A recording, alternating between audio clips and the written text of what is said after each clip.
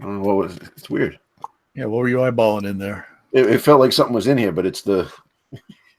It felt like something was in here, like I was shaking it up. I'm like, but it's the water. No. You just keep talking. We're live on the air, and they just keep talking. We're going to be talking about escalation tonight, people. Hello, everybody. Say hello, everybody. Hello, everybody. Hello, everybody. Well, we're here, and we're doing escalation talk on the live show. You might notice I'm very echoey. I'm in an auditorium, and yeah, so you'll have to put up with that. But yeah, it's gonna be a fun show. We're gonna go right to the rules committee and ask them why they screwed up Deadzone so thoroughly with escalation. I think you should get Andy Sharp on the phone right now. He's probably sleeping. Jack, you I know you keep bitching about it. Every time we talk, you're just like, I hate this so much. No, I disagree. I've thoroughly enjoyed plenty of it. I like it. I may have been playing it up for comedic value. Oh, but, I mean, oh my God. Get the cattle cars ready. No, not that again. Not that fascism again. Oh. Actually, that was good. You made that comment, and they're like, "Hey, coach, you want to be on the rules committee?" I don't know if that's a compliment or they're trying to get rid of me on the in back of the bus. Yeah. So how are we going to do this? Rob, are you going to, since you have your hard copy right there, are you going to start at the beginning and at the end? What are we going to do? How are we going to do this? Well, I thought all of us would just get our hard copies out. I got it right here. Look at it. I got it right here. I'm looking at it. Look, you guys have a PDF? Yes. I do. It's over there on my tablet, but I didn't want to go over there. Mine's on my computer at home. Other home. So just the answer would be no. No. We are going to go through it all just generally because Coach obviously went through most of it so far. He's still going through all of it on Family Gamer 777 on YouTube. If you're watching this and you don't watch Coach, well, good for you. Then you're a man of taste. But yeah, you're going through it. Then again, the only one watching this is Beetle, so it doesn't really matter. That's true. And it disturbs me that Beetle knew I was at my sister's house. He knows the backdrop. Oh, no. He's right there. He's right out that window. Look out the window. Yeah, so we'll go through it, and we'll just hit the highlights, and we'll talk about them. Okay. Where shall we start? Also, team building exercise is going to be Mercs. It'll probably be late, but it's we don't have to go too deep on Mercs because we'll be talking. All three of us will be talking that in depth on team building exercise. But what wasn't I supposed to be in charge of the next one? Like, I had games set up. You missed it. That was last month. You guys never did it, so Extravaganza. You missed it. I have a game Tree for Tree. I've got one. That's a good one. Called Across the Board. I've got a third one, Faction Jackson. I've got. Am I getting screwed over again? I don't think so. I was waiting for it. Tree for Tree sounds good. I was waiting for it too. No one told me to come on there. Well, you are in charge. This is your baby. This is this whole podcast suckles at your teat. It is. While you stroke its hair and look. Jack, down. you know what I do to babies. That is true. And the courts have told you not to.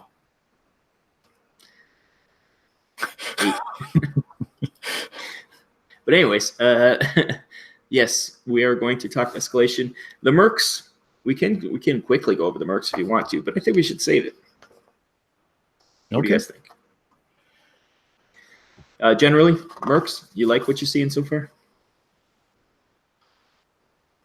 I've yet to play with any of the Mercs, obviously, but I did get to watch a young rapscallion named Tyler Schultz and his friend Tim the Liar. And Schultz, he was running a bunch of the Mercs, so I really got to see what they had to offer. It was the first time seeing him in the wild so far. And it is murky goodness. I think way too powerful for tournaments, but fun for having fun. You think so? Yeah, I would think so. Even with point costs, I think they're still too powerful. Coach? They're pretty expensive though. You know, They are. You're only getting like 4. Yeah, you're talking about like say you take Blaine, he's like a quarter of your army, really. You know.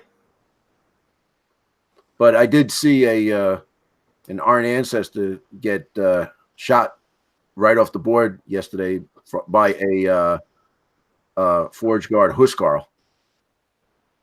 So, you know, anything can happen. It was Forge Father and Forge Father violence? Well, we had a mirror match last night.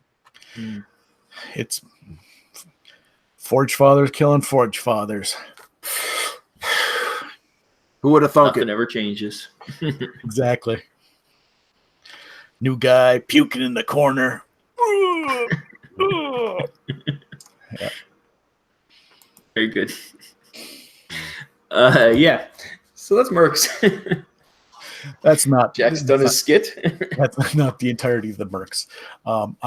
I did see some that were highlights in my mind that could really, for my play style, you know, you can never say for everyone this is going to be good and this is what works and stuff, but there's a couple for my play style that I would like to try out. And honestly, Kirby seems fantastic, and I would take him no matter what.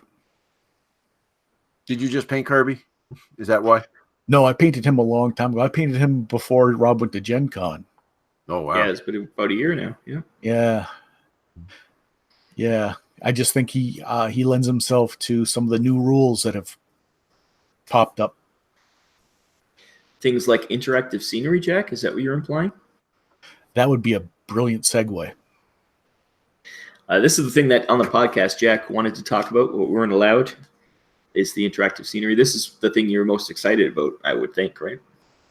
It's something that leans real, like steers right into the way we played a lot of our games. We would add that kind of stuff to make it a bit more less just a knockdown, drag out, cutthroat game. You know, add a little bit of diversions and a little bit of fun to it, a little bit of randomness, and yeah. And I did want to bring it up, but we were not. That was not in our docket. We were not. That was not what we were tasked with. But now, yeah, you can hack terminals. You can any of the Star Saga scenery that you got there. It'll have a little bit of rules there to fill out your board. Now it's not going to be these empty cubes. There's going to be some. You want some tanks full of goo. You want some. Yeah, do you want to go over each of them, Coach? You want to go over them? To explain what you guys were thinking when you made them? Yeah, I don't know what they were thinking. So, but you're talking about the like the mainframe and all those tactical asset missions. No, that the interactive scenery. Have you been listening to us? No. Just like on the regular show. Well, So, I'm glad we got you on here. That's for sure. I thought we were going to talk about like lists and stuff, like important stuff, like all this crap. That's a team building exercise. Oh, okay. We can. We can though. The you mean like the terminal, satellite dish, loot crate, and all that good stuff? Yeah. Yes. Yeah. So you know,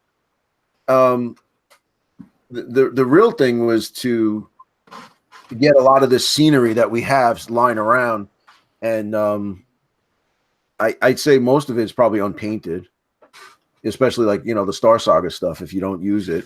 But you know, we got some, you know, nice stuff. I got to say, like the weapons rack, the power plant, I love.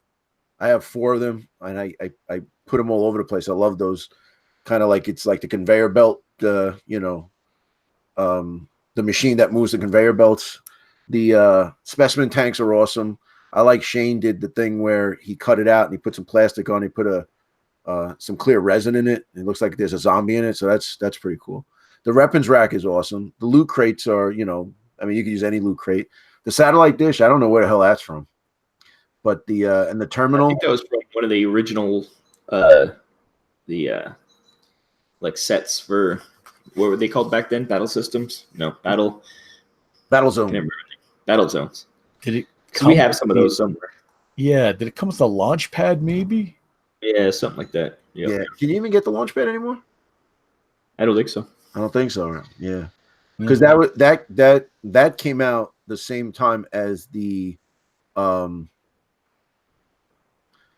don't think it's a launch pad, but for lack of a better word, the launch pad from GW. But the launch pad from GW was like 5 times the price of the one from Mantic. So, that's the one. That was the one that messed up everybody because it had those triangle pieces, and everybody was like, well, if you're in a triangle and half the thing, and what's the thing? So we had to make a in the FAQ about that. You know what I mean? So, yeah. I can understand that. If you're thrown into the cube, where do you go? Do you stay up top? Do you go down below? If you're how many people can fit on that? They're in a cube, but how much space is there for people to stand? There's a lot of as soon as you add a little thing, there's always gonna be people that are always like, what about? How about? Yeah, it's still happening today. I saw something today. I was just like, well, people are finding the oddest things to talk about. Or how about you you roll some dice and have some fun and just not worry about it. Beetle said it was the Battlezone set that had the defense line with gun and dish, so the defense laser was part of it too. Right, which the defense laser, I don't know if anybody has. It's basically a Strider burst laser. I think that's the laser that Jack used to make into a Strider gun. Yeah, that is. So isn't it ironic that we've come full circle where now you're gonna have to take it off the Strider and put it back on a defense laser? I'm sure we have lots of those. When we're getting the crazy boxes, we end up with a lot of extra stuff. So I'm sure we have more of those kicking around somewhere. That I have none of. I'm gonna have to do stuff like take the old like kit bash, Oh yeah. That's what I'm looking at. And then the terminal, which is actually really cool from Star Saga. I think those are pretty awesome. And explosive barrels, which are the barrels. Yeah, barrels. We have tons of those. They always came with those accessory sprues that we kept getting though. So I mean, tons of those. I think we have like 400 of them. Yeah, we glued them together to like 6s and stuff. So yeah, that's a good idea. The funny part is like every time you get a terrain set, you get them, but then every crazy box, you're like, oh man, 4 accessory sprues. Yeah. Yeah, we end up with a lot of ladders and railings, and then the squares, the little squares. So the mission was for this was make something fun to use the scenery because I guess Mantic is getting well known for their scenery, so might as well. And that's it. So there's some cool stuff happening. You shoot at it, the weapons rack. I like that you can roll a dice and you can grab something. Like you get a free stun grenade or a frag grenade. And what's cool about that is you don't have to use the items anymore. I don't know. I love those little freaking resin crates, and I used to use the items and I loved them. And then the last few months, just don't use them anymore. Don't use items. So it's like, well, Beast can't pick up an item. That's all right. We don't use them, so don't worry about it. Yeah, the items, it was just always a pain in the ass to put them down and then pick them back up, and you'd lose them. And yeah, honestly, they were a nice. If you play a lot of games, they can mix stuff up a little bit and make it fun, but they can also kind of break the situation with the randomness. It's adding another component that maybe you don't want to be involved with, and like much like a lot of the things, you don't have to be. Like the cards, you don't have to get into the mission deck. We'll get into that later. Yeah. The should we tell everybody what the actual these things do? Just a general overview. You want to? We could do that. Yeah, the terminal, you can hack it and get VPs, and if you're a hacker, you get a chance of more VPs. And an engineer and scavenger also have a better chance of finding stuff, which is cool. Right. It makes all those things that nobody actually uses maybe be a bit more useful. Get free VPs for that. Right. Well, that's the whole thing is like, the hackers, the engineers, and the scavengers actually now have a role to do something. Whereas before we just never. Well, hacker is the new one, but the engineers. I mean, if I took one, it was just because that's the model I wanted to use. So now they actually these missions actually have a viable place. So it just makes sense, And yeah, and with those lists, a lot of the engineers got the hacker ability, so that was good too. Right. Makes them useful.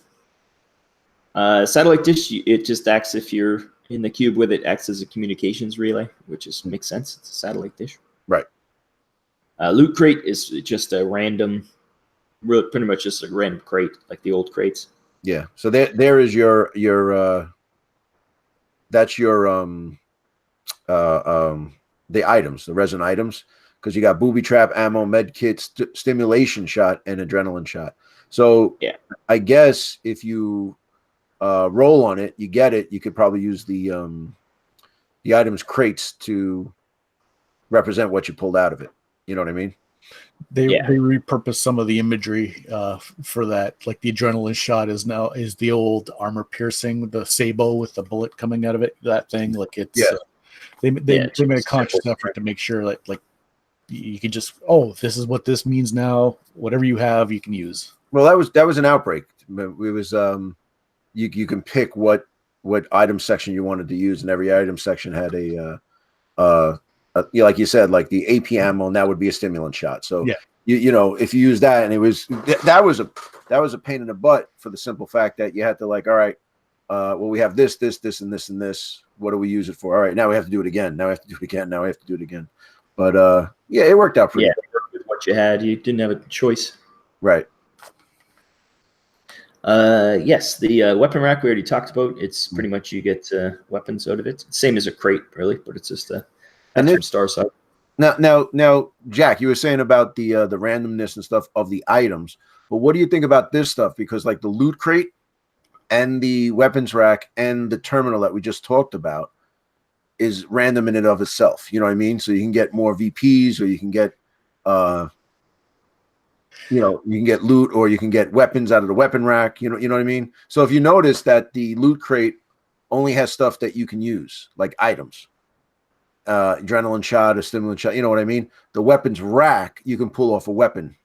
So the blades, the ammo, AP ammo, which those are items too. Frag grenade, stun grenade, those are basically weapons. You know what I'm saying? So I don't know. What do you think about that? Like jankiness of that. As long as it's fair on the board and you have the option to go after them or not, depending on your play style, as long as everyone has basically even access to certain things, I'm all for it. But when you have the loot crate, you could get, I can't use this. I can't bother using this. Mm-hmm. When you see, when you look over and, okay, there's a terminal there. I know what that's for. Oh, there's a loot crate. I know what I can get from that. Mm-hmm. Then you can make the decision and go and be informed and take the, take the chance. Right. But then again, if you're, what's it called? Good night. Let's say you're a combat beast that has no shoot stat. Then you hit the weapons rack and you get AP ammo. Yeah, but would you send the combat beast after it? That's the difference between just the item crates and something. You wouldn't send someone that can't. You wouldn't send a beast over to the weapons rack. You wouldn't send. Well, they can't activate them. Yeah, they can go there. They just look at it. Yeah. So you know what you're getting basically. You can dial it in. Where are you going to prioritize? Where you're going to send your guys? Right. If you can get to the satellite dish and you can make good use of it, if you have like a mortar or something, or if you have like, you can hang your ass out. You can go and get it and make the effort, make it worth your while. Yeah, right. I like them. Okay. So next is the specimen tank. This is tank. This is it's what's that? This one's got Jack written all over it. Yeah, the only problem with it is that you have to be in the cube with it to do anything damage to you. It just, you can shoot at it and it explodes and causes damage to people in the cube. Right. But if I would just never stand in a cube with one.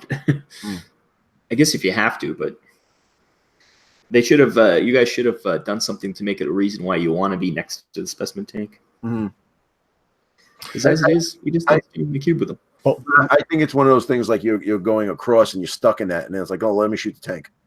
Or what if you're part of the clean and scrub union and it's your job to go in there? Right. Into the specimen tank. You have Specimen to clean tank. it out. Yep. Power plant I like a lot because it's you pretty much can slam enemies into it and they get electrocuted, which I think is funny. Mhm. Because that's funny, especially if you get a big guy with like a aberration or something, just whipping somebody into one of those. And defense laser, pretty much it's a weapon you can take over, and it's a weight of fire 2 suppression AP1, which is pretty nice. Not bad. Not bad.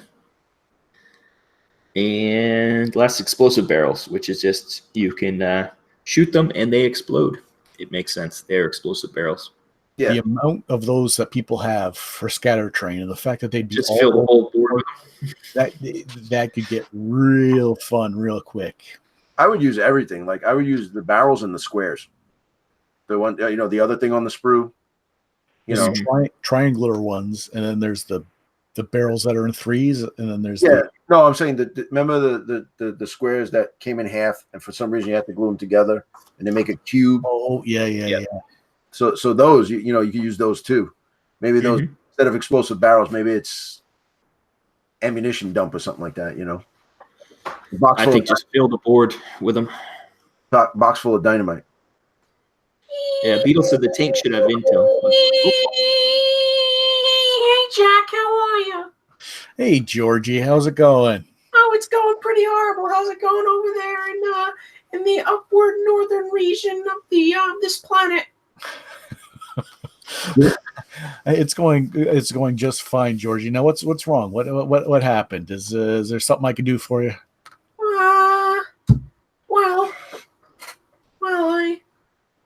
I'm not. My lawyer said I can't say that stuff on camera. Oh, does it have something to do with tomatoes? Like I said, lawyer said not allowed to talk about it. Well, as long as you haven't cried. If it's made you cry, then that's. Well, Jack. Uh-oh. Here it comes. Jack, I don't know what to do anymore. All I do is cry every night, Jack. Oh no. Yeah, and I think I know why I'm crying every night. When was that? It's because you're not coming to the Conquest of Triton on July 13th at All Star Comics and Collectibles in Lindenhurst, New York. That's you know what? That brings a tear to my eye. Also, Georgie, I'm sorry, Georgie, but I have. I'm in the process of moving, and the closing date is the 15th of July. So while it could have been, and I was thinking it might have been, it cannot happen. As you can see, I am partially moved. This is going to be the new. Cassidy Jack. So, Well, you know what? If anything happens, you could come move in with me.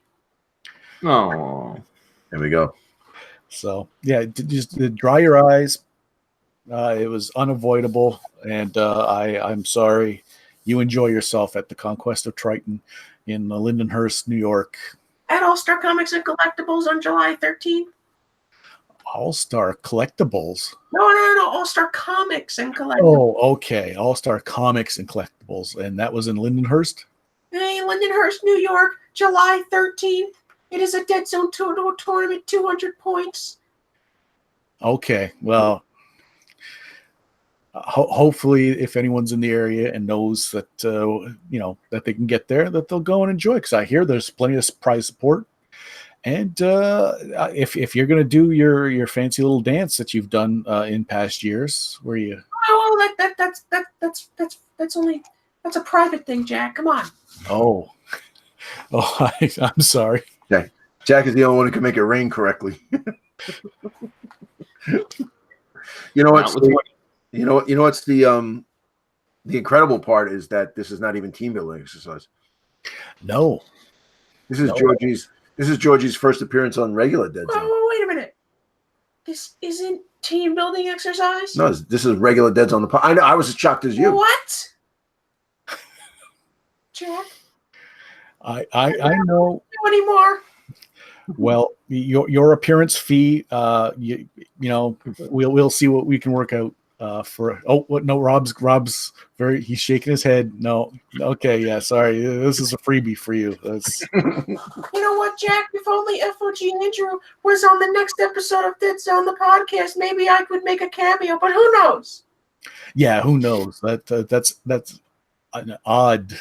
Should we bring Andrew? No. Yeah, that's an odd. The two should have no bearing on each other, but. Well, I think Georgie would talk to Andrew about coming on the show. That's why. Yeah. And I think Andrew has Georgie's leash most of the time too. So Well, when he interrupts us, no leash. yeah, that's the thing. He gets out of Andrew's grasp. But I could see the cage. It'll be Georgie, Boomer, Sergeant Momolonka, and then Jack, all in the one little area. No. It's Chief. It's Chief. Yeah, you degraded the poor guy. What'd I say? What'd I say? You said like Sergeant. Oh, all right. Come on. That's Sergeant Ulak or whatever the other guy is. What's his name? Urlach? Is it? Yeah. Check. Brian- Okay, Brian Urlacher. Yep. All right, Georgie, get the hell out of here. All right, here he goes. There he goes. Bye, Georgie. Nice talking to you. The idiot. The idiot didn't even know it was the wrong show. Wait. Rob, what did you just say to me? I said, thanks for being on. Yeah, I thought so. Oh, yeah, thought so. Drop the mic and walk right out. No trip. You know what's funny too? Everybody can now see that Jack actually really gets verklempt and he starts laughing. I enjoy a good Georgie. That is for sure. You know, the best was the first time he was on and Georgie was rolling, and Jack. So when we usually do it, we don't see each other because we got to do it through Skype and we don't record the video. So I was like, Jack, what happened? You weren't saying anything. Oh, I was guffawing so much. I was covering my mouth. Yeah, there's times where I have to just, and you can hear it in the background a little bit sometimes. Oh no, but you got to let that fly, man. That's gold. That's gold, Gary. That's gold. Me braying over comedy gold. This is not good. That's not unprofessional. Everyone, oh, it's good. He's having a good time, but we can't hear what's going on. Not for nothing. This is where professionalism comes to die. So it's. Oh, I'm sorry. That's team building exercise. I'm sorry. I keep forgetting what show I'm on. Award winning. I'm sorry. AWTVE. So let's move on to the missions. Let's talk about these missions. Is there any new missions in this book? I don't think so, right? 1 to 8 is the same. Basically the same. Good stuff. Why? It's the large scale missions that have changed, right? Oh yeah. So you have got new missions for multi-mat boards because Mantic needs to sell more mats and terrain, I think. Mm-hmm. So now does it really matter? Because I know I have like 9 mats, so it doesn't really matter. Yeah, no, the player base has basically been begging for 2-player mat because it was briefly touched on in the original version 1 rules, but people have been saying how about so it had to come around. Like that was bound to happen. But my thing is this, right? We just would put 2 mats together and play. yeah, same with us. You know what I mean? So and we actually did a battle report of double mats, and we each took 150 points plus a strider. So when we did it, we're going back. It was me, Andrew, and Ryan, and we just put them together, and it was like, all right, we did some objectives and we did whatever, and we just figured it out. So I just while although it's like in the book, it's necessary. I think it's good. You can do whatever the hell you want. Oh yeah, you know what I mean. I mean, you guys got that 4x6 with grids, right? Yep. Yeah, you could play 4 weeks on that one.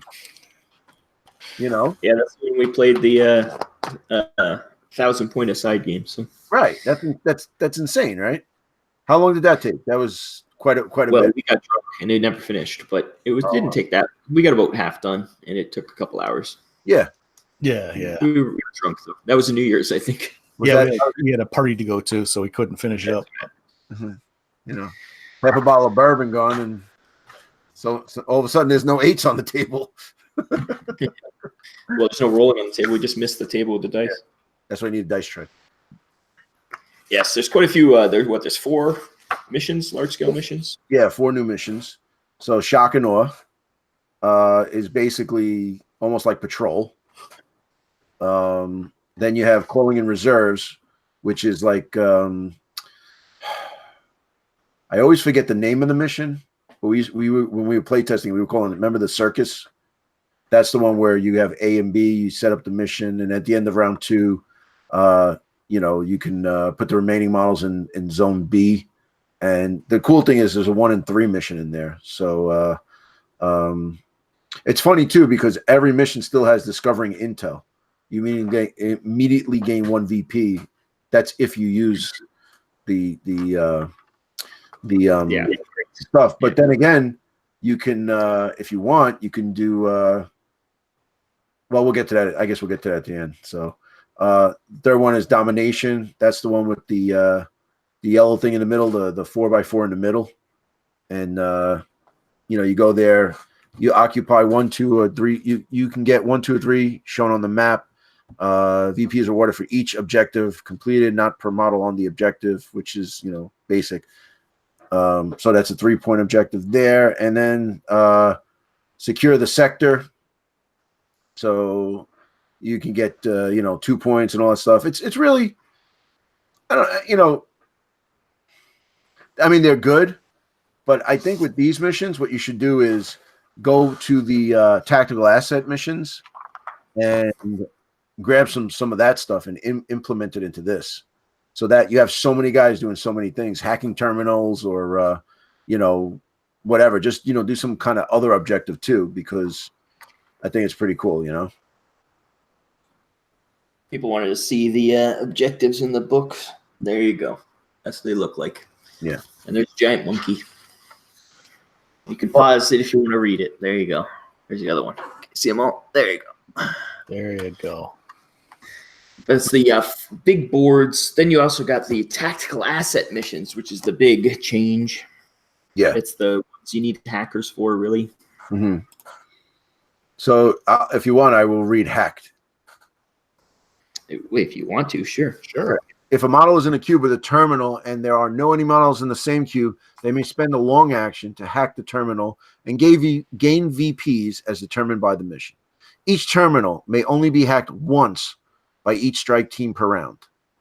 It is possible for both strike teams to hack the same terminal.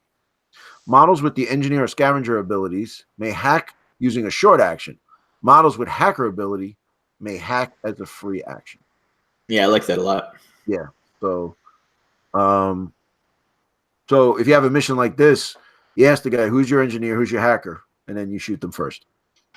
Yeah, see, that's what Kirby. I'd like to have him booting around the board.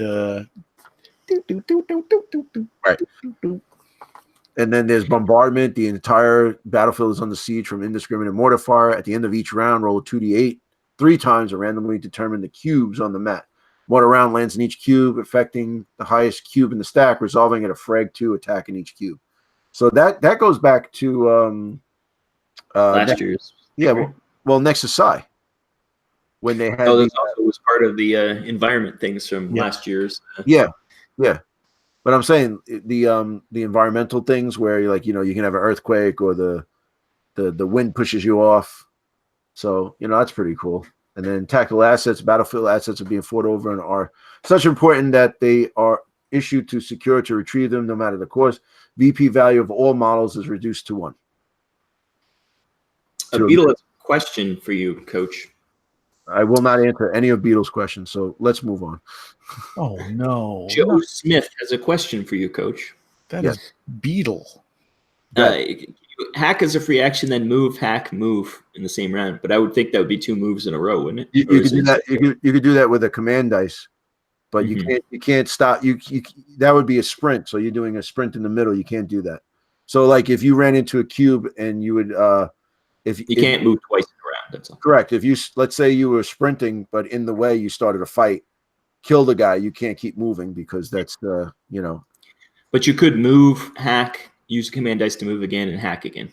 if you'd like, or move again, whatever. I mean, I guess, yeah. But you can only hack once a round too.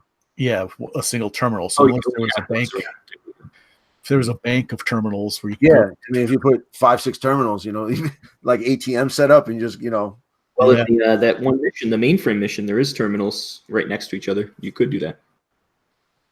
right. So you could like hack, move, hack, get a free action to move, and hack again, right? Right. You could hack 3 terminals and run around. Right. So it says no. Well, and also no enemy models in the same cube. They may spend a long action to hack the terminal and gain VPs determined by the mission. Each terminal may only be hacked once by each strike team per round. So you can't just stand there and ching. Yeah, there's 3 terminals in a row. Look at the map for the. I'll show you the mainframe map. Here we Right go. there. See that? Oh man, let me click on myself so when people talk to me. See that one there? Yeah, I know. I'm looking at it right now. You just Terminal. hack 3 terminals in one round with a move dice, Well, not 3. which is good. You'd have to be in the terminal to. Yeah, hack you're in the first tee. Right. You move to the second one, and then a move dice to the third one. It'd be very situational, like you say. There have to be nobody in the way and nobody in those squares, but Right. so it is possible. So the big thing with these missions are it's like the tactical asset is more of a it's more of a thing for the mission than killing guys. You know what I mean? Yeah, it says the VP of all models reduced by 1 Right. for these ones too, which is interesting. So you could have 0. You could have people worth nothing. Yeah. Well, yeah. To a minimum of 0. Well, you can't be giving points back. Right. So Negative VPs. That's interesting. so it's You kill him, you lose VPs. right. So And also the time bomb's interesting too, where it's a timed game pretty much. yeah. After 4 rounds, you start rolling to see if the game ends, which is interesting. Mm-hmm. Now let me ask you this, right? So that's the which one is that? That's the I'm sorry. That's the arms race? No. What? No, that's all of them. It's in the scenario special rules section. Right. Right. Yeah. Right. Yeah. So they all have those things going on, I assume. Mm-hmm.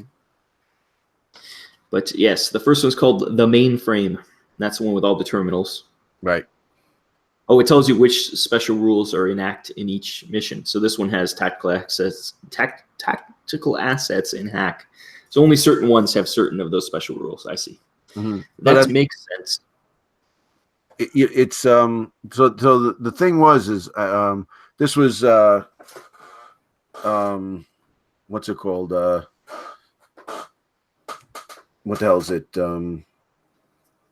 They wanted to do something where it was like to reduce the killing. You know what I mean? Everybody's pacifist now. Yeah. They felt the game was too much bloodshed. Correct. That's what it was. So, I'll go play My Little Pony. But also you can tailor your strike teams now instead of always just being full on like as lethal as possible. You could sneak a couple guys in that we'll get a couple points here and there. Like you said, if you get a guy on a terminal and he's sheltered, it's worth the cost of the troop or of the model. That it never used to be. Now it's worth having that guy with that skill to just be there. He could make a break just by staying right there. mm-hmm. And it's a interesting concept. Now, do you think you take hackers? Would you take hackers, or would you do like say you take the plague and just take a ton of guys, ton of zombies, or ton of guys and stuff like that, and then instead of them having the hacker rule where you can do it as a free action, just get a bunch of guys in there standing around, and once they activate, it's a long action. Hell with it, I'll just stand there, like the garbage. Yeah. You know what I mean? I mean that won't work with the Enforcers, Forge Father, Asterians, but the Veermen, the Plague, even the Maison or the Nameless might be able to do that too. Just standing there and hack. So you're Well, saying the idea of instead of taking hacker half tail, just go, okay, well, or I can have so many, stalkers. Yeah, I could have 5 stalkers or hacker. It's standing there and they're all just like clattering on the keyboards with their little talons. Yeah, it's like, all right, so Bill's gonna hack the terminal by himself, and we're gonna do all the other stuff. He's gonna take the long action, and we'll take the short action. Well, Z's got Scavenger. They can do it as a short action. There you go.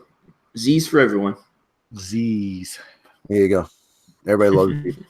Well, if I was Z, if I had a Z playing in the mainframe setup, I'd have each time they'd yell alphanumeric. No Jack. While they use their slide rule.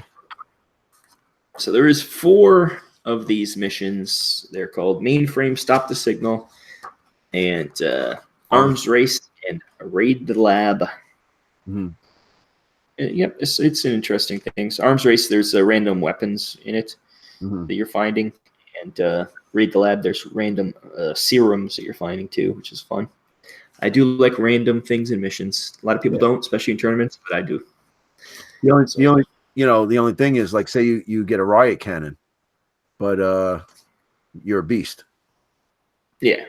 Or you're, let's say, a stage 1. Stage 2 that doesn't have a shoot stat. Now what do? You screwed, kind of. Hopefully. Well, the beast wouldn't be able to interact to the weapons locker anyway, so. I'm just saying, but this mission, if you take a combat army, you kind of done messed up, Aaron. Yeah, you definitely for tactical asset missions, it seems like you're going to be taking more non-bestial armies because really they're going to be screwed. They can't even access terminals. So, right. So you're going to have to change your tactics. And then on to items. Any new items in here? I don't know if there is anything new from. I think that's all the same as Outbreak, right?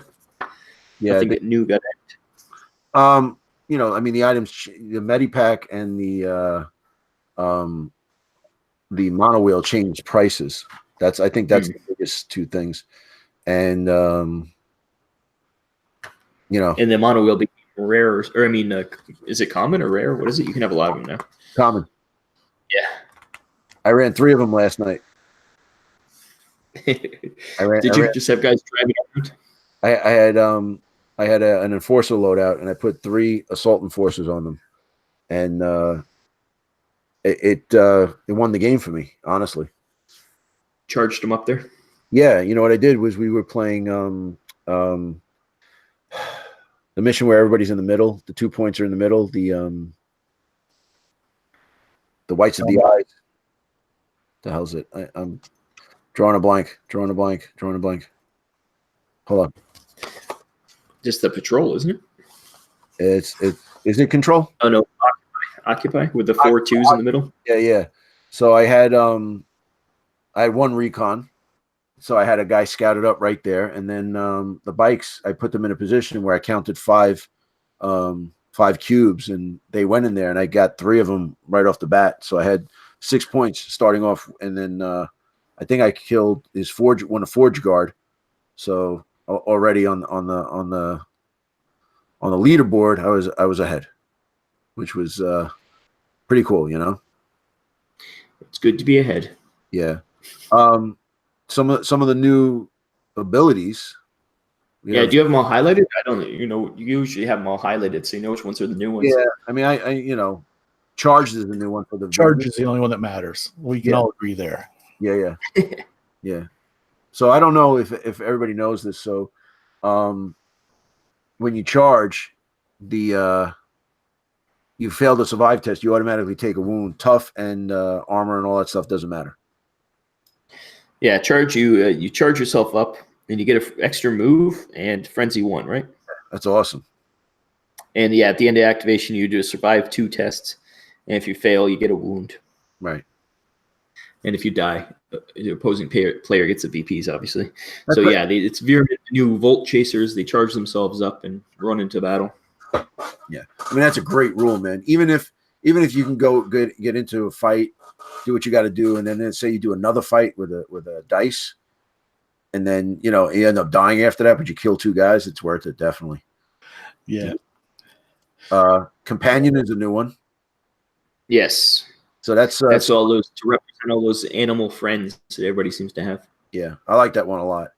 Let's see, firing platform. Yeah.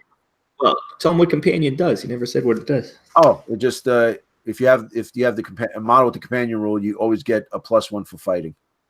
So Yes. it's always like he has a friend in the cube with you. So the parrot on Sohin's shoulder will always give you a +1. Are you gonna show them off to people? You only showed it off to us. I mean, I'm not done, but it's you see it? There you go. There you go. Getting there. If you're on the Discord, you would see it. Firing platform's new. It's a plus. Yes, you gain +1 dice or +N dice when performing a shoot action. Right. I'm not sure about. I like the idea of adding dice to attacks. It seems against Deadzone, but it's almost like Boom 4. You know what I mean? It's kind of like that. But the thing is, it's what we've always talked about. It's only on the kind of the linear guns, not the stuff. They have their own problems. So I still think they should just ignore line of sight. But hey, that's just me. Yeah, me too. So what are you gonna do? What are you gonna do? Yeah, what are you gonna do? Hacker, we already went over. Honorable is basically you can jump out of the cube with a model with this ability. He's honorable. So if you're trying to you turn tail and run, he's not going to hit you. You get a free survival. You don't have to do a survival. You just break out. I think Otasor is the only one with that. And you also can't attack people who are pinned, which is interesting too. Yeah. So. It's a disadvantage. It's not really a good ability. It's a bad ability. It's kind of like having non-lethal or one of those things.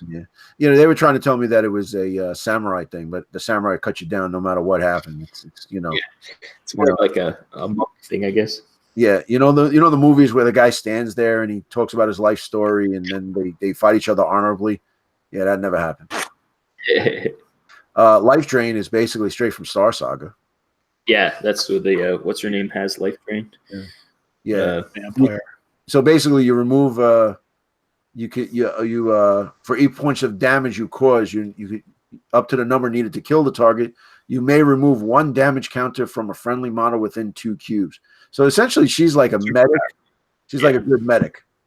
Way better medic. Yep. Yeah, that's you're wounding someone and healing at the same time. Yeah, which she is Star Saga too. It's straight from Star Saga, and it's a psychic attack, so you don't need line of sight. I was just gonna say you don't need line of sight, so that's even better. So when you guys are playing Star Saga, how many times do you put Elise in that little in a room by herself? They got the little piece that's like here's the piece, here's the hallway, but the little piece is here. You put her here, and she's like behind the thing, but she's shooting the guy. In Star Saga, that's awesome. Non-lethal was from that was from an elite list. That was to do what's his name? Recon's little. Zapper. Yeah, his recon drone. Smash, stealthy, tenacious. Trap is a new one. Trap is when a weapon with this rule is used, place a trap token in the target. Whenever the enemy model enters a cube with the trap token, the player who has placed the token may choose to detonate it. If so, they immediately resolve the damage. If the weapon is listed, track frag 3, resolve frag 3, attacking the cube. This ends the model's activation. Wasn't this wasn't it from Outbreak? I don't remember anything having trap in Outbreak, did it? And what had traps? Is it a Veerman thing again? Veerman, yeah. And the only exception to the rule is a model entering the cube has the engineer ability. In this case, the owner of the trap token may not detonate it, as the engineer knows how to avoid its trigger mechanism. A trap token may be disarmed by any model with the engineer ability by spending a special action to do so, and then remove the trap token from play. So if you're taking something with traps, you need an engineer in there. So he's I I do like the idea that the engineer can choose not to set it off, because if there's a bunch of enemies in there, he might just sacrifice himself, Right. kick the tripwire, and blow everybody else up in the room. Yeah. Walker weapon shield. What else? I think that's it. Then it's the errata for stuff. That's just FAQ stuff that was. Is there any? I don't think there's any new errata, is there? No, it's basically the same thing from last time. Yeah. You know. Then we're getting into the Mercs, which, like we said, we won't talk about the Mercs because unless anybody wants us to talk about specific stuff, but we'll be talking about those in team building exercise. Yeah. We do have 7 more minutes, so if there is anything anyone needs to know or wants to talk about. I do want to talk about the decks. Oh, I have interesting. Deck. Not just missions in here. It's also events and special things too, which is cool. Mm-hmm. And that really changed my mind about this deck. I just got it because we obviously have to have everything. So I told you. I thought it was special missions, but it's there's a lot of extra stuff in here too, including, if anybody's looking, is there's a rules sheet. People are asking about the rules, and there's also somewhere in here a Mantic point. But yeah, there's mission stuff. Obviously, that's the thing that they kind of sold it on. But there's also events, which you can have things happen, and special things. Like so when you use it, you use 1 deck per 2 players. Yeah. And I've seen people asking if that's how that operates. Yes. Yeah. So it's like I know there's some doubles, some triples, but there's some single missions. It's some single. It's basically like secret missions, but what I kind of like about it is you don't have to flip back and forth in the book and say, all right, I got secret mission. I rolled secret mission 3. Damn it. What's secret mission 3? And you have to go back and look. So, it's cool. It's just something you don't need it though. If you want it, use it. If you don't need it, you don't have to use it. But like I said, the missions I don't care about. It's the events that I think are interesting. Yeah. Like most of its missions, there's quite a few mission cards. These are all mission cards. But then events, there's things like asset drop. You randomly place an objective counter to generate, like on a certain spot, and it score bonus VPs. They have to control that cube, and you can collect the item that drops. That's kind of cool. So you just more ways to score more VPs. Mm-hmm. It's things like that. I like it. Just things that happen randomly on the board. And then there's specials. Like this one is what's that noise? Discard this card at any time to move an enemy model 1 cube in a random direction. Scatter them. That's kind of fun. Things like that. But that is version 1. Remember, it used to be called Distract, and you used to be able to activate a guy by saying Yeah, similar. Yeah, by using the card, and you would do something, and they'd go, "Oh, what's going on?" And yeah, it kind of reminds me of Dreadball too. Doesn't Dreadball have similar card dynamics where you can play cards and cause trouble? I think I remember that from playing my 1 game of Dreadball. Well, version 1, the worst part was, yeah, I'm going to do this, I'm going to do that, I'm going to distract your stage 1, and I'm going to distract your stage 1, and I'm going to distract your stage 1. So stage 1 moves on a 1-to-1 anyway, and he doesn't move. It was terrible. Also, yeah, there's some sure. You know what was the worst one? Remember, you would do this, you would do that, you would do this, and you do, all right, so I rolled this, I got 3 more than you, and I raged this and that, and you put all that stuff in, and then you'd put the 1 card in that like negated all the damage. Yeah. We call that the scumbag card. Yeah, hopefully there's nothing like that in there, but we'll have to play it and see. Yeah. Anything from any of the lists that anybody really wants to talk about? Like, is there anybody who really stands out that you're like, I'm so glad this guy's changed? Jack said Kirby. Is there anyone else, Jack? Oh, that just when we were talking mercenaries, when we were glossing over them, whetting the appetite for the next team building exercise. Award-winning team building exercise. But for changes, no, there was some balancing done throughout, and there was a little bit of tinkering, but I don't think there was anything stand out that I saw in any of the lists. I didn't fine tooth comb all of them, but I don't see anything that I was like, oh my god, now I've got to really. Maybe I missed something. For the gunslingers, for the nameless, the gunslingers becoming troops. I think that's a major good thing happening. Yeah. Like that's a major thing. There's something else. So there's other people becoming troops I liked. I can't remember who else. Anybody becoming a troop, I think, is a good step forward. Rat swarms. Rat swarms.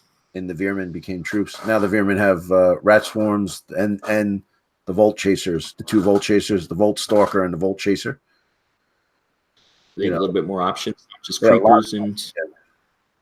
Because that was always a problem with the Veermen is you didn't care about those guys. They were just fodder. You were just trying to find anything to put in there so you could get your specialists. Other than Jack, nobody really took the stalkers. Everybody took the creepers. Yeah. People are saying Freya. Obviously, Freya is always the big talking point because she changed so dramatically and is quite a bit better. Florian Schneider, Nightmares. Yeah. Did they change much? They became troops. Did they?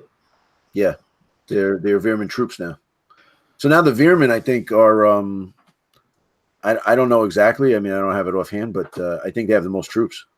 They're up. That makes sense. Yeah, I think them and the Plague are pretty close. Plague always had a lot of troops. Yeah, Well, that's good. Both of them should be kind of hordy, wave of people. Now having variety in that wave makes it a little more fun, but they always were basically horde armies. That makes sense. Yeah. Oh yeah. Guntrack. Why did the Guntrack go open price? This was an odd thing that we came across too when we were covering it. Like, was the Guntrack overpriced before? That was an odd thing. Did you watch my video? Yes. Then and you had no clue either. Yes, that was just weird. Guntracks. Nobody used them anyways, so now you just won't use them even more, I guess. So. You know what? The mortar's still good. I like the mortar a lot. Yeah. And honestly, now that I've given it more thought, I poo-pooed the medics for the change not being that good, but having reread it and thinking of different possibilities, it's not as useless. It's not useless. A big deal is when I first saw it. Now I'm thinking, okay. Yeah, healing all wounds is good, and that resilience is okay. But once again, though, just like hackers and engineers, you're going to snipe them first. I don't care if you can heal much. I'm just going to shoot your medic first. I'll see that little red cross on the shoulder as a target. The only real one, the medic, that I think would be a must take, and you take at least 2 of them, is the Jude one, because he's only 10 points. Yeah, he's cheap at least. Yeah, he's cheap. So you put him in a weapons team, put the mortar in there. You'll probably almost never have a wound on your weapons team. Throw a defender shield on them. Can Rebs have defender shields? Only one. Remember. Only one. Yeah. But yeah. Another question is: did zombies go from 0 to 1 back to 0? Were they ever 1? I think they talked about becoming 1, but I don't think they ever became 1 VP. They were never 1 VP. We always said they should be 1 VP, but they aren't. I agree, but they were always 1. They were always. I'm sorry, 0. Never 1. They were always 0. Yeah.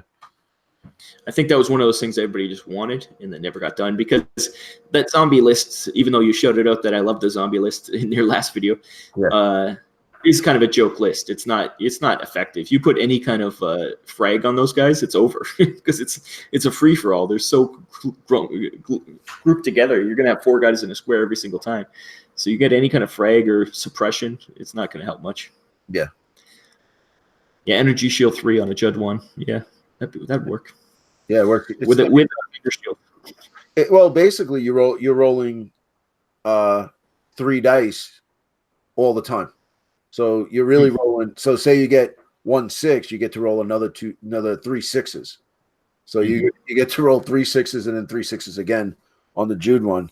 I'm not saying that it's going to always work, but you're rolling 2 sets of 3s every time. And once again, he's a medic that's survivable, at least. Like, you have a chance of keeping him aboard. Any other medic, though, is just a target. But he at least got something to help him. Yeah, and you're right. He is the best medic for sure, by far. There you go. And if you tune into Family Gamer 777 on YouTube, that was covered in depth. But we don't watch those. And also, he's only 1 VP. it's good that you're starting to get to the plugs now, because it's been an hour. So we gotta, anyone who's not a Patreon supporter, you get out now. That's just the rules. The honor system. Get out. Get out. We'll wait. And then yeah, we'll start wrapping this up. Well, we did start late because Cooch just wouldn't stop talking. Any questions from the audience or anything else we want to address? Yes. Then we can... Please, any questions from the chat? We'd love to hear them. Well, And Florian brings up a good thing. Energy Shield 3 on the Jude one is a great at 10 points. But here's the thing, Florian. It was that in the last book. The only thing is the medic has a better ability now. So at 10 points, so basically the Jude one sucked. We all say that because medic sucked. Now at 10 points with the Energy Shield 3 and the medic ability, giving everybody and himself Resilience 1 in that cube, it makes it better. Yeah. I when I went over it with Andrew, I started saying stuff. He's like, well, I'm never going to take it. I'm never going to take it. Then I started telling, well, the resilience, this, that. And at the end, when we were discussing it, because when we did the video, we didn't discuss anything. We said, let's just, we'll do it live. And, we did it. We did it. And I started kind of throwing out the strategies that I see in it.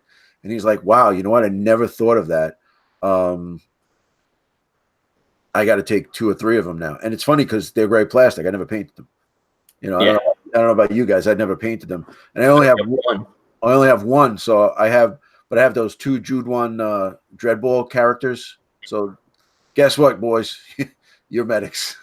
Yeah, Jeff Burbage got your ears. Yeah. We can't put weapons in our hands. What's that? I was going to answer Beetle's question. He says, I'm making Which one? first. You're talking to the guy that made Striders better, so why would I make him worse? Yeah, well, the survive on them's worse, but they were way too survivable. You just have it. Strider would never get killed. They were just too tough. Well, you know what? 5 wounds. Yeah, huge armor. And here's the thing too. You got to think. I was kind of against the change, but I do like the change because, like you said, they were so survivable. Now, let's say you take an Ajax. You're talking armor 4. You know what I mean? Or the Iron Ancestors are armor 4. I don't. I was a little against it, but stuff's got to die, man. You know what I mean? So. Yeah.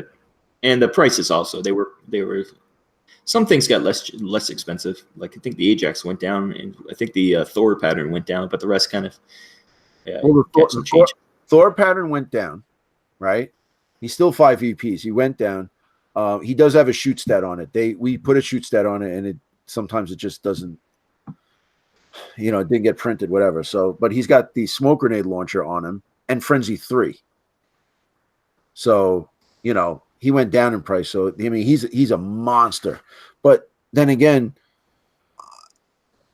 I really never take Striders. Every time I take them, I regret it. You know what I mean? It's such a price sink, and last night I took out, here's the thing. I'll it's a little delay. I'll ask the question. Then you guys, if you can answer in the chat, and then I'll tell you what happened. What do you guys think about the Enforcers edition of the missile launcher with 2 types of missiles? I'll talk amongst yourselves. So last night I had a Strider in my list. I took this Strider out and I took 2 missile launchers, and they did excellent. The fact that you can have a Frag 3 or you can have a AP5, that little change to that makes it better. And we didn't give it to everybody because the thought process is, the Enforcer's got to have something. You have to be unique after a while. So now, if everybody, it becomes homogeneous. You don't want that stuff going out there. Somebody said, "Why shouldn't the Rin have a better shoot stat?" The Rin Nomad has a 4, but I think that's because he's a special. Well, he's not the Rin Nomad. That's Hund. That's his name. The Rin is the race. Yeah, the Rin Nomad. That's the regular specialist. He's got a 4+ to shoot. That's a pretty good shoot stat. Yeah. Well, he had a 3. Oh, he had a 3 before. Jeez. Yeah. Well, that's way too powerful. Yeah, that's 4 is pretty good as it is. I think like a 3 stat should be certain things like Kalishi, aberrations and stuff. It shouldn't be prevalent, like Especially 5. No, but a 5 and Like- a 6 is I mean a 4 shoot stat is awesome. I mean, Yeah. that's And really Kalichi, you have to run up and put her into danger to get a Right. 3 attack. But it's someone like you give a sniper a 3+ shoot, you turn into a stanza, and it's tough. No, forget it. It's too much. Yeah, so I don't know why you. Yeah, 4 is pretty good. It's you don't need any better than that for No, 4 regular. Well, you think about it, a sniper always rolling 5 on a 4, and then 90% of the time, Rob, you take snipers all the time, right? Are they? Right. I'm saying you. All right, so let's say you take snipers quite a lot. Yes. I did when the enforcers were good, but now that their sniper rifle still sucks, I don't. Okay, but the last But you do get them up on buildings. What you're saying is you get them up. That's the key. okay, that's what it is. Are they ever on the ground level? That's No, my. you got to get them up. Yeah. So you're always getting 6 dice, and that's Mhm. and on a 4+. Yeah. That's pretty good. Yeah, that was the thinking behind it: anti-infantry, anti-tank. But if you look at the missile launcher model, he's got. Hold on, here he is. Got things in the back. Yeah. Because they used to suck. My guy's still primed. But if you look here, I always thought like in here he's got a bunch of missiles on the side here. So when you look down, he's got a bunch of missiles. Why can't they have different types? So and plus the Council of Sevens spares no expense on them, so they should have something better than other guys. You know what I mean? That's just that's just the way it is. How about the change to the fusion gun, the range of the fusion gun, and the no more heavy on the thermal rifle? Any it burns that's not range 2 is good. How about the endothermic accelerator? It's one use. I don't like one use items, but you're adding 2 to a flame weapon, so you're getting a range 5. Strike is pretty good. Yeah. Yeah, it's pretty. Well, that's what it is. The whole thing with that is put it on, burn the guy, and then run up and burn him. Mhm. So Yeah. Beetle wants to know which faction got changed that you prefer. I think that's what he means by it. It's weird verbiage there, Beetle. Your sentence makes very little sense. But, yeah, is your faction that you like to play? Jack, do you like? he said it twice, Rob. Don't gloss over the fact that he said it twice. Yeah, but he said it weird twice. I think wait. I understand the keen intellect of the Beetle. I got you, Beetle. Don't worry about it.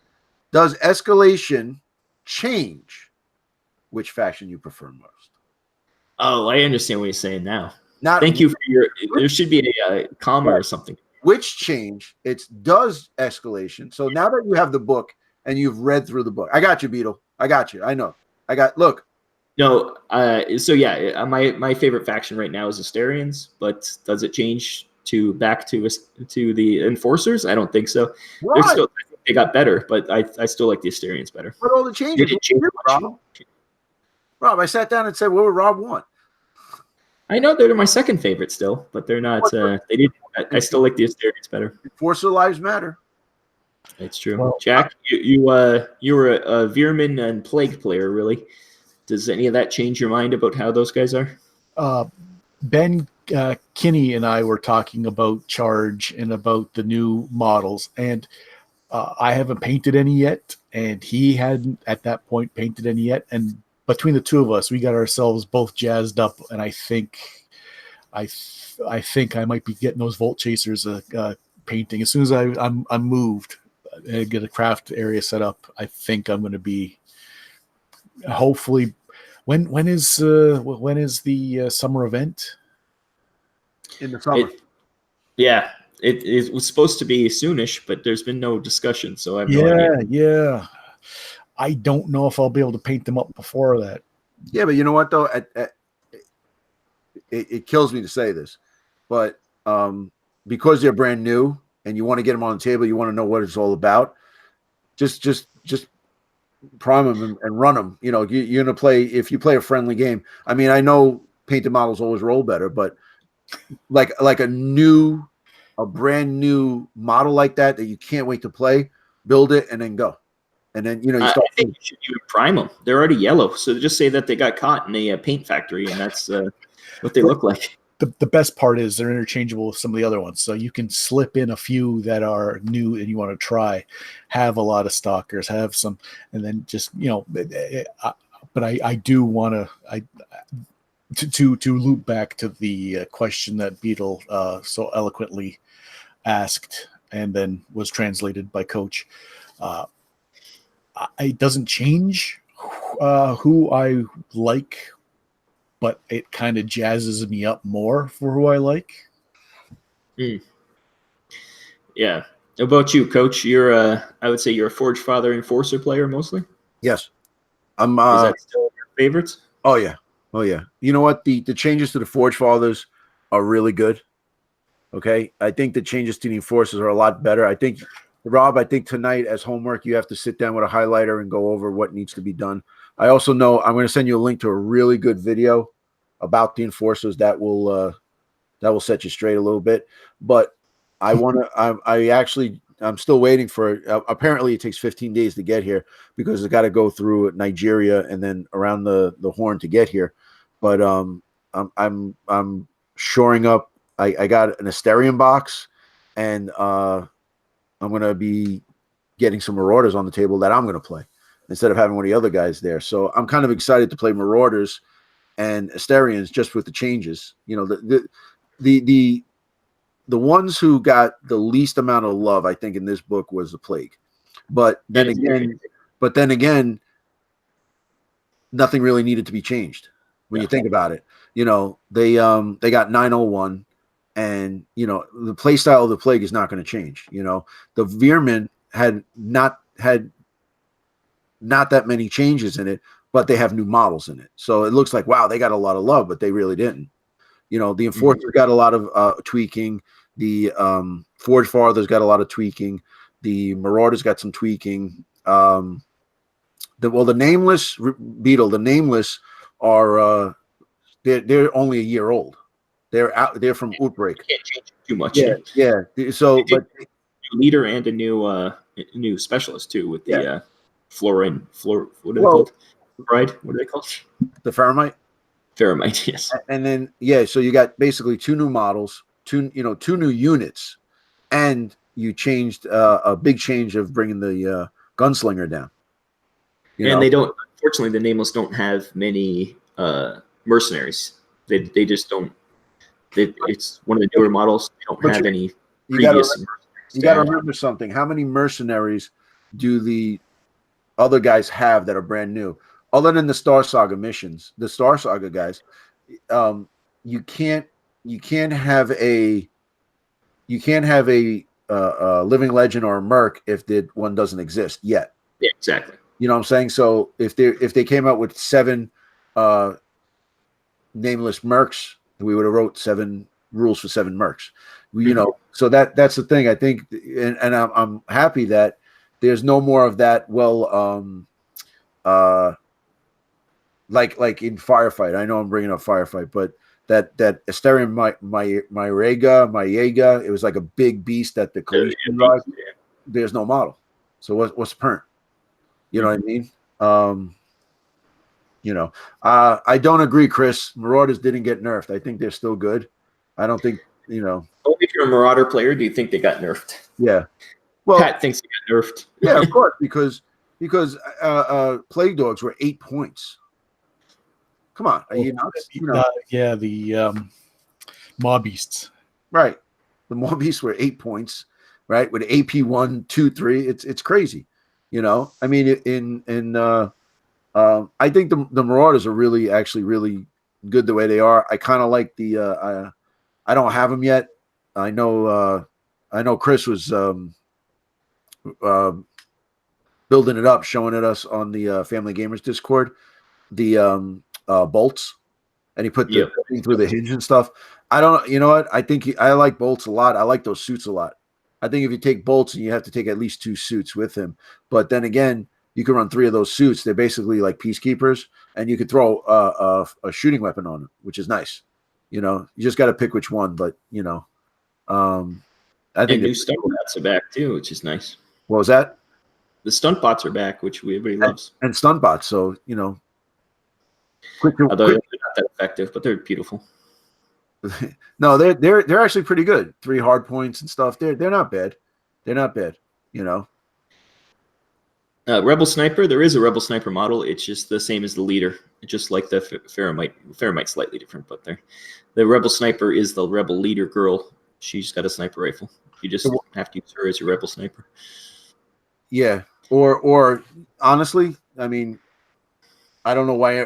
I mean, everybody's done this, right? That they've made taken the Sapphire, and yes, I said Sapphire because that's the correct pronunciation. Made them into a sniper because that's what I did. Yeah, you just can mod up the weapons. You can do whatever you want. A rebel sniper can be anything because it's a rebel sniper. It's not like a Human.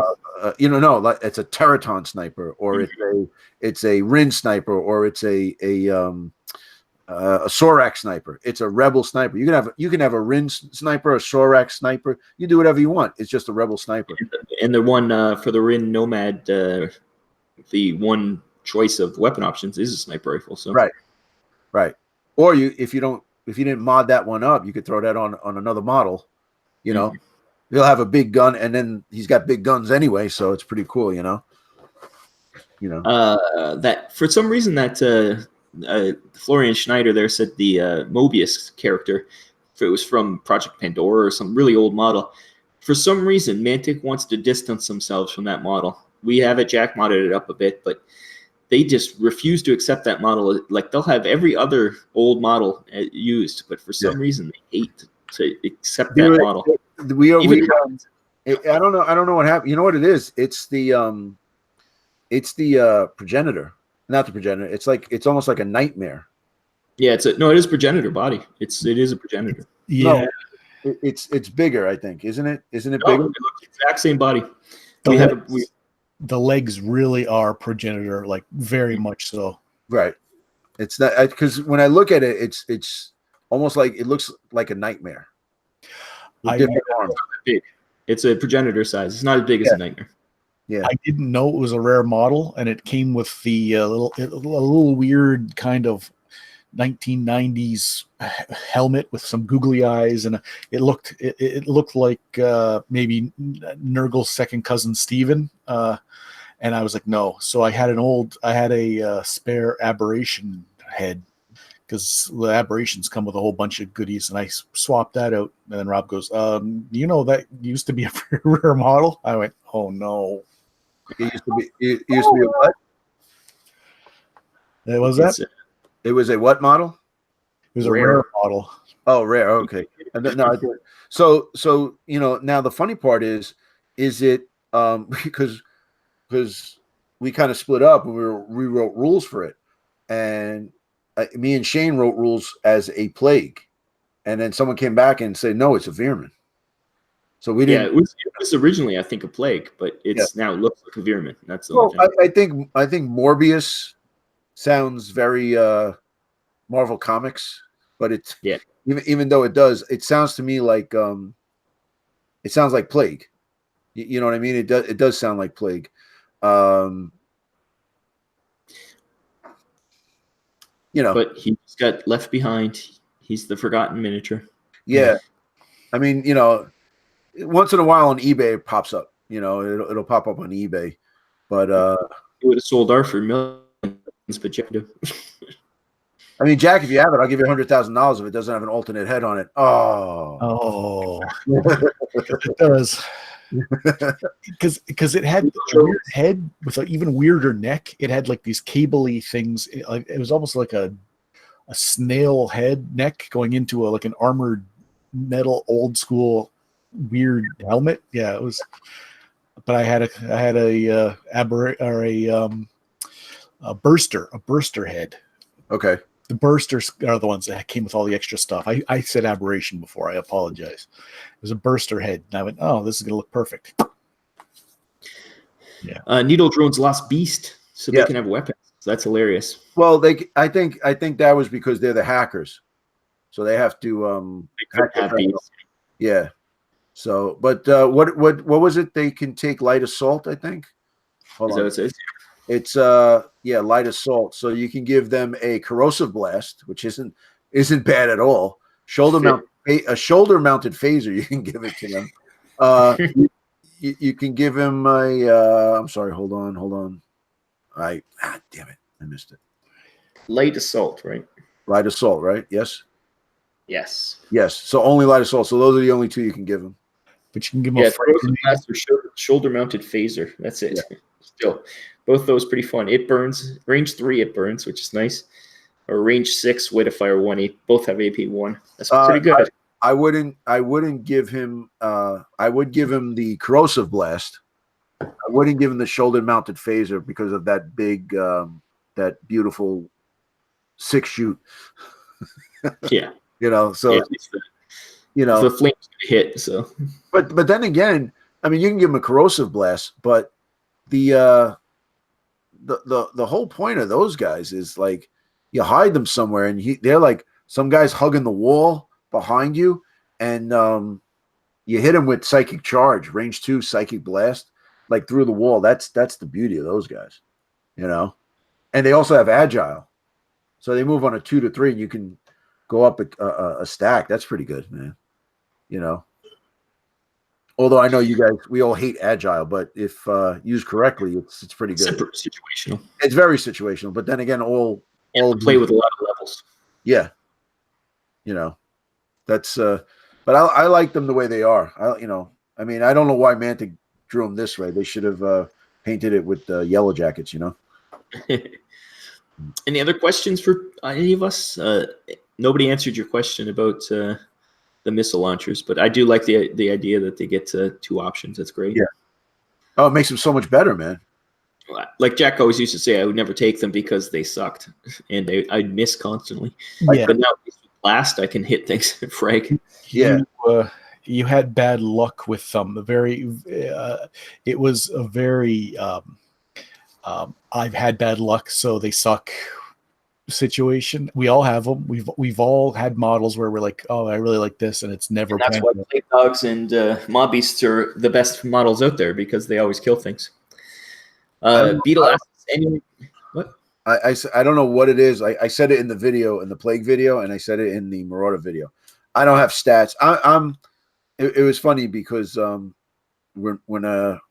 Ronnie was here and we were talking, he said that there are certain guys who will sit down and go over stats, and they'll go over their numbers guy, and they crunch the numbers. And he says, and you're the guy who just goes with your gut. I says, yeah, that's what I do. I when I build a list, I'm like, I want to take these guys because they have a 32% chance of killing something. No, I'm like, I like this guy, and I'm going to get him into combat because you can't think that. I think as a coach, you look like for me, just saying, I look at one of the players and say, all right, well, the guy is 5'5". He should not be a wide receiver, but he has a certain amount of talents, and we put him in there, and then he becomes the leading receiver in the league. You have to go with your gut sometimes. You have to see what's presented to you, but you have to also have a strategy that how you're going to use something. So it's like, Rob, you could say like, oh, I'm never taking Cliche again. They always lose in combat. Well, then something's up. You know what I mean? So I think, Correctly. you figure a way to figure it in and figure it out. You know what I mean? That's just Beetle asks if anybody's going to Mantic Night at Gen Con. I will be there, obviously, but I don't think Coach or Jack will be there. Unfortunately, not this year. Maybe sometime. I think I might have 2 of my newest crew going to go there. Okay. They are going to Gen Con. I told them to go see you, Rob. Yeah. And new guys that were brought into the fold. I'm like, next year we're going to go to Adepticon, and we want to bring a team with us. They're like, yeah, all right, let's book tickets now. So I was like, half the Deadzone tournament's going to be guys from New York.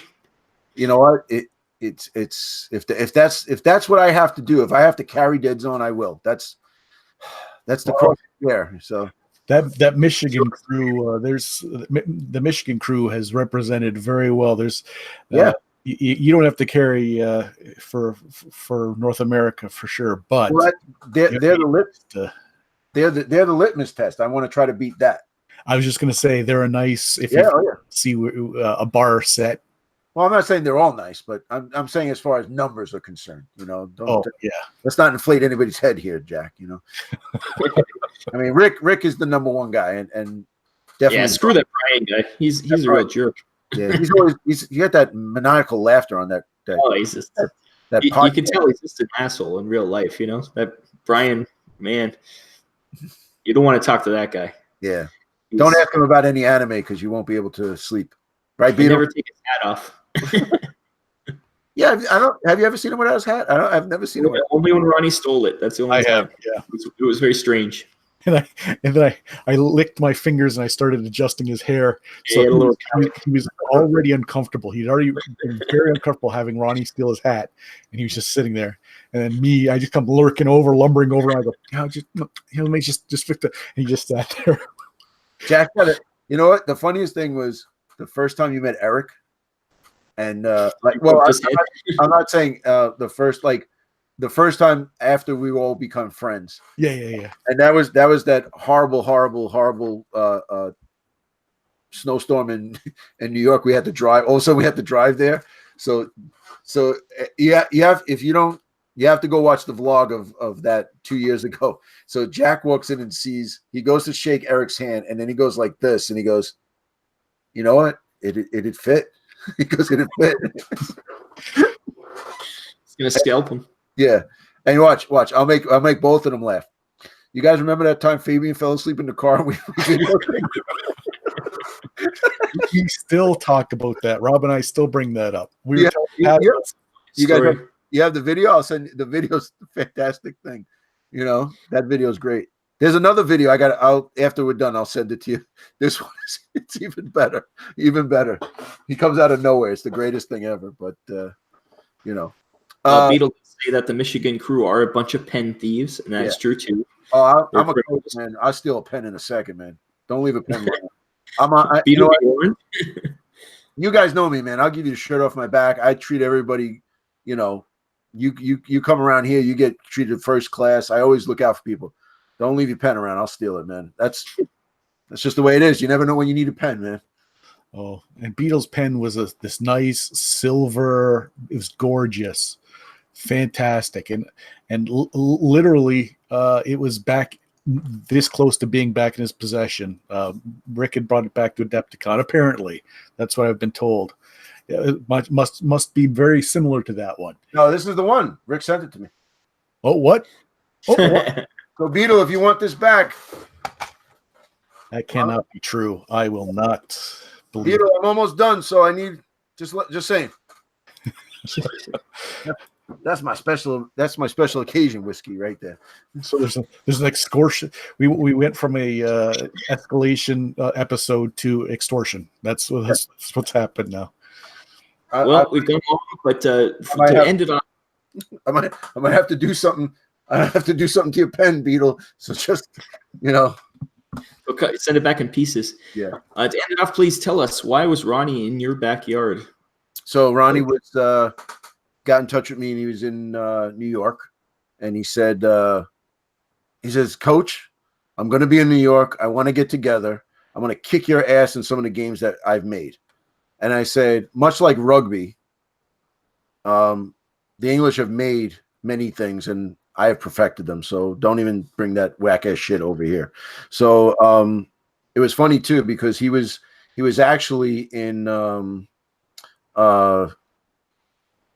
he was in Vegas at a licensing thing.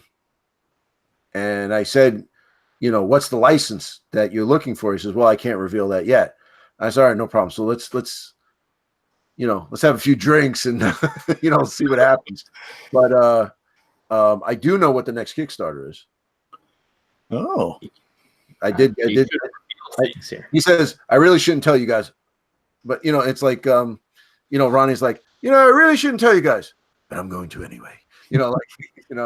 So he met up with a friend of his the night before in Manhattan, and he ended up. I said, it'd be great if you take the train out here because it'll probably be about a 4-hour round trip to get him out of Manhattan to come out to Long Island. Just the traffic. And he was great because he said, I don't mind taking the train. He said, oh, it was lovely. I sat on the train.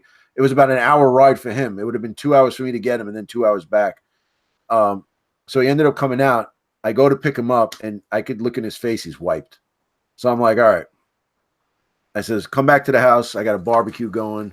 We'll just hang out and we'll bullshit and stuff. And that's what we did. We just hung out the whole day and we talked. And then he was like, I like this. He's coming down and he said, I want to see your hobby room. I want to see where you film the battle reports.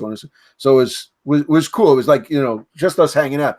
It was a lot of, I got to know him better. It was not more like, well, I like this game. I like that game. I like this. We talked a little bit about stuff, but I think more of it was like just kind of hanging out. But the cool thing is he came down and looked at. I have an old Hellbrute, like a GW Hellbrute. I got like 6 of them, and he started taking it apart. And he's like, "This is how they make it. They do this and that." So I got an education on how models are made and pressure and all this stuff. And I'm like, why?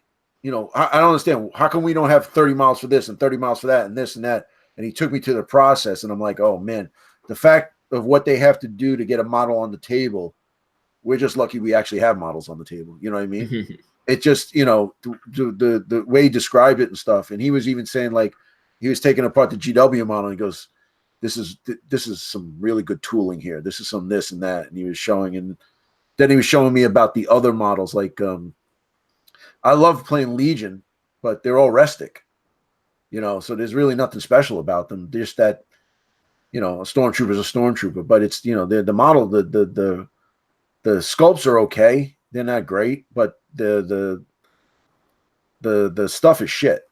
It's the old rustic. Remember the old Mantic mold lines? Remember those that they made us crazy?